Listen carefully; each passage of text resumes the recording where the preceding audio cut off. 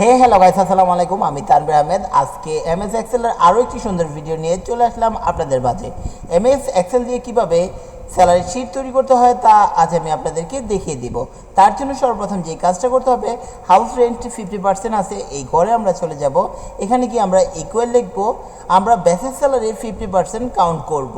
Basic স্যালারিতে আমরা click করা মাত্রই এর সাথে আমরা গুণ করব 50%, তাহলে আমাদের হাউস রেন্ট চলে আসবে। সেমভাবে কনভেন্স, এটাতে 12% করব বেসিক স্যালারির, তারপর আমাদের কনভেন্স চলে আসবে।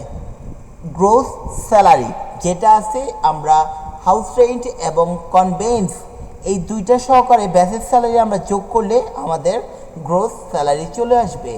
এখান থেকে আমরা এখন প্রভিডেন্ট ফান্ড এটা আমরা বের করব বেসিক স্যালারির, ওই সেম আগের মতনই আমরা বের করে নেব।